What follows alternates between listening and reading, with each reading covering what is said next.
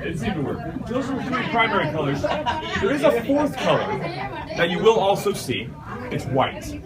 If you ever see white paint, be very thankful because it's much harder to make than red, bluish green, or black. The way you make white paint is you go down to the seashore, you find some clamshells, you bring them back, and you steam them over to the fire until they're nice and malleable. And then you crush those into a fine powder. But you can't crush clamshells fine enough to be made into paint. What the women had to do is they had to take these crushed up clamshells, throw those into their mouths, and chew on them, grinding them up nice and fine till it's nice and fine. Then they spit that out. Then they chewed on the salmon eggs, chew that up, mix it up with their saliva, spit that mixture out, mix that up, and that's how you made white paint. So they do say that white paint was 80% clamshell, but 20% human teeth. If you want to imagine grinding up clamshells with your teeth, it's not fun. So that's why white paint was reserved for images of very high honor, very high importance. If you see white paint, it shows how important it was because you know how hard it is to make. So while we're sitting right here, do any of you have any questions? While we're in the covered awning. The last thing I'll really mention before we go on is how long does a totem pole take to carve? And how much do they cost? And of course, who buys them? So first question, how long do they take to carve? Usually about average a foot to a foot and a half per week a carver can do. So keep in mind those poles are about 40 feet tall, about 60 weeks give or take for a carver, so a little over a year to carve one pole. So not too bad. How much do they cost? It really depends on the experience of the carver. If he's a brand new carver just getting started, it might be $1,000 to $2,000 per foot. If he's a more experienced carver, you can charge maybe $2,000 to $5,000 per foot. Master carvers, though, they can charge whatever they want. But generally, it's about $5,000 to $10,000 per foot. So keep in mind, 40-foot pole, $10,000 per foot.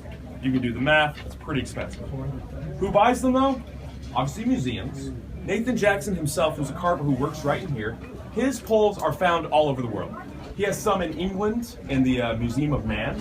He has some in the Smithsonian, some in Australia, Japan, Sweden. There's even one on a cruise ship, the Radiance of the Seas. These totem poles are everywhere. They're not just here in this park. They're not just here in this area. They're all over the world. They've been shipped around. Which begs the question, how do you ship them? That's really up to you. I mean, he doesn't cover that. You have to figure that out yourself. A 10-foot pole, you can put on an airplane. Anything bigger than that, you'd have to put on the ferry. And keep in mind, it's one solid piece of wood, generally. So those poles, 40 feet tall, but they're probably buried in the ground another 6 to 8 feet. So about 48 feet tall pole, trying to carry that, kind of hard. I know at one point Nathan Jackson went down to Australia to carve a pole to be that pole was shipped to Japan from there. So yes. And of course there's all of you. You can all buy one if you want it. You're the private buyer. You can commission a pole. He takes Visa, MasterCard, check, things like that, if you want to. But yeah, if you really want a totem pole, that's what you can do.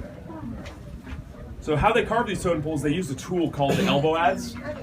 All of these poles you see here are hand carved and hand finished with this tool. So if you look along the wall, you can see them hanging up back there. They have a wooden handle made out of red alder, and then it has a 45-degree angle with a blade on the end. A big blade for hacking out big chunks of wood, and a smaller blade for the final finishing. Every single pole you see here was smoothed out by hand using that scraping tool, the adze. No sandpaper has ever been used or ever will be used on any of these poles. So what did they use for blades? Basically whatever could hold an edge. You know, beaver teeth, whalebone, deer antler, lots of also minerals like obsidian, but most common was jade in ancient blades. But a question they get all the time is, when did steel and iron tools show up in these villages? Well, it may surprise you to know that when the new settlers arrived for the first time, all the villages in this entire area all already had steel and iron blades, but they had no blacksmiths. They had no way of crafting their own steel. So where did it come from? Any ideas? Because they hadn't traded with anyone yet. It's just there. Shipwreck. Could be shipwreck. Very good. Because you see right now, where we are right now along this water, we are on the Japanese current, which means if something washes off the shore of Japan, it shows up here in Ketchikan 45 to 90 days later. So you remember that big tsunami that happened in Japan a number of years ago? Yeah. After that, tons of debris was washing up here in Ketchikan. Full street signs, all sorts of other debris, and a full Kawasaki Ninja motorcycle washed ashore a few miles south of here. A man found it, he actually got it running again.